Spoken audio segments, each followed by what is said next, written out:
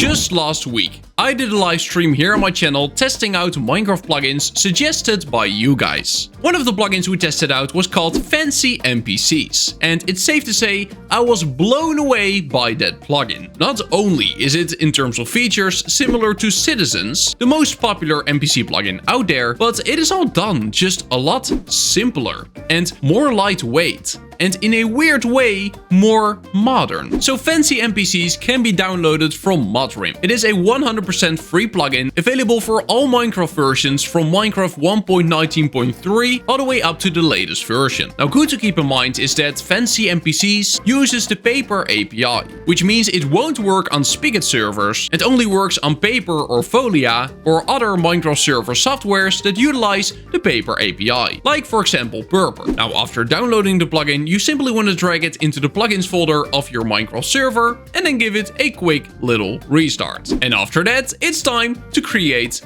an NPC. So the way you want to create one is simply go and stand wherever you want your NPC to spawn. For example, over here. Don't you worry, we can always move it. Now after that, all you want to do is type /NPC, create, and then give it a name. In my case, I'm gonna call it subscribe, because it will be incredible if you did. When we then press enter, bam, we now have an NPC. You can see it has a default skin.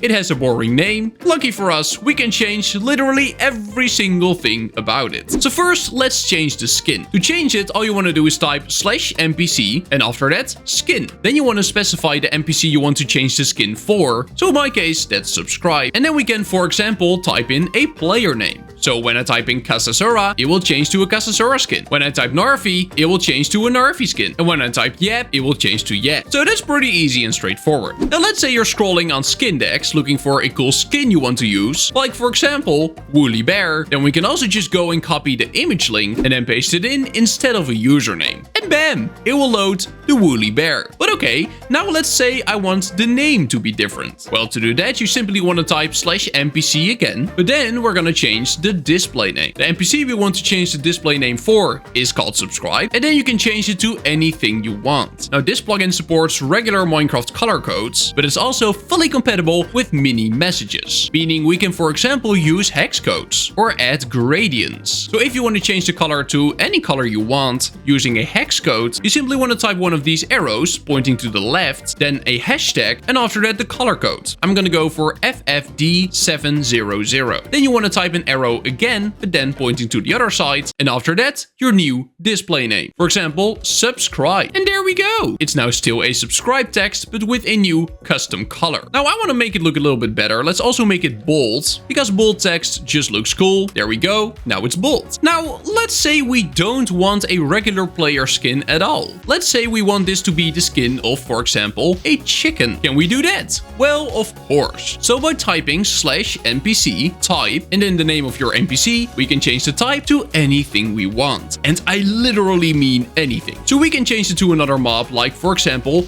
a chicken. That is no problem at all. There we go. It is now a chicken. But we can also change it to something that Minecraft considers an entity, even though it is not a mob. Like for example, a boat. So I can change my NPC to an oak boat. As soon as you place a boat inside of Minecraft, Minecraft considers it an entity. And you can create an NPC for any entity you want. So now we have a boat NPC. I can't sit in it, but I can very much push it. This is so funny. We can even change it to an arrow. There it is. Our NPC, look at him. Now, yes, this is kind of funny, but you can probably imagine how this can also be very, very useful. Now let's change the NPC to a bee for a bit, because it looks cute. Allow me to show you some more things you can change. So something you can do is, for example, make it glow. NPC, glow, type in the name of your NPC, and then you can even specify a color. So I like purple. Let's do dark purple. Press enter, and there we go. Now our little bee has a dark purple outline, which you can even see behind some blocks. That's pretty cool. Something else we can do is change the skill. So yes, you can make this NPC very big if you want. Let's say we change it to 5, then now we will have a big boy bee.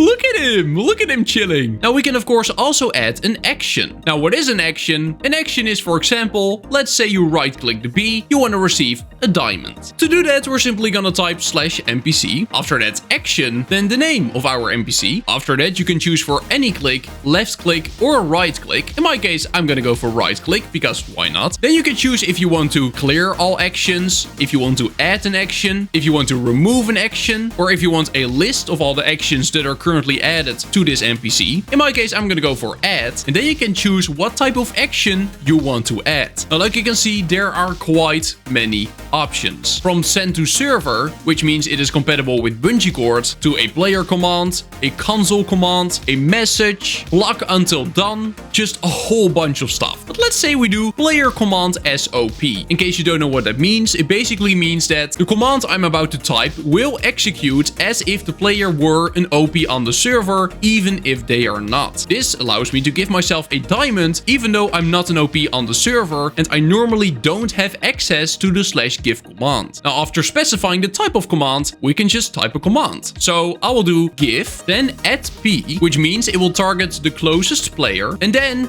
diamond 1. Press enter, and bam. When I now go to this little bee and I right click, I will get a diamond. Look at that. Isn't that just awesome? And so simple. Another really cool feature that people are frequently looking for in an NPC plugin is turn to player. This basically makes it so that the NPC looks at you. So now you can see that when I move around, the bee will also move, so that it always has me in its sight. Now, of course, you can see this works best if the NPC is a player, because now it can just easily follow you wherever you go. Another pretty cool command is /NPC equipment. Simply specify your NPC, and after that we're gonna type set. Then you can choose where you want to add a piece of equipment to. So it can be either a piece of armor, main hand or offhand. So let's do main hand, and then we can choose any block. So let's go for a netherite sword, just like that, and bam. Now I'm gonna go for chest, and then let's choose a golden chest plate. There we go. Beautiful. If you want to get a full list of all the equipment an NPC is currently wearing, we can do /NPC equipment, the name of your NPC, and then list, just like that. Now let's say you want to move your NPC. So I don't want it over here on the farm, but I want it on top of that roof. Then I can simply go and fly there, and then we can type /NPC move here, then specify the name, and bam. Now it's here. You can also do /NPC move to, and then you can just specify a location you want to teleport it to. Now, other than that, we have a few more options, like for example, attribute, which allows you to do things like, for example, make it invisible, make it so the NPC is on fire, make it so it's shaking, stuff like that. When you do NPC collidable, in other words, do you want player collision for your NPC to be enabled, yes or no? If collidable is disabled, you can just walk right through it. If it is enabled, you actually bump into them. Then we can of course copy an NPC, we can fix an NPC. This is a very useful command in case you somehow manage to break things. I don't know how you would break it. It seems like a very solid and stable plugin, but if you did break something, you can do /NPC fix, and it will then attempt to fix the NPC for you. It kind of seems like it just despawns and respawns the NPC, and it kind of hopes to fix whatever is wrong with it. But so far, I've never had to use this command. Now, in case you forgot the name of a certain NPC, something you can do is /NPC nearby. Then you can choose either radius, sort, or type. But let's say we go for radius and then type in 9, which should be sufficient. It will now tell me that an NPC called subscribe is only 4.4 blocks away. You can also decide if you want the NPC to show in the tab list or not. So currently, like you can see, it is not there. It is just me. But when we do /NPC show in tab, then the name of our NPC, and after that true, it will now show up in the tab list, which for certain adventure maps can be pretty cool. Now, something else that's very great about FancyNPCs is that it's very compatible with another plugin made by the same developer called Fancy Holograms. If you have some fancy holograms in your world, you're able to straight up attach them to an NPC, which is awesome. But I will show more about that in the Fancy Holograms video I'm releasing here on the channel very soon. So if you don't want to miss that one, make sure to subscribe to the channel. We just surpassed the 70,000 subscribers, and we're currently aiming to hit 100k 10k this year, which will be an absolute dream come true. And just a single click on that subscribe button, which is 100% free for you, would help me out tremendously. And with that being said, that's gonna be all for today. Do make sure to subscribe to my channel, join my Discord. Thank you so much, channel members. And then I will see you in the next one. Bye bye, see you later. Bye bye.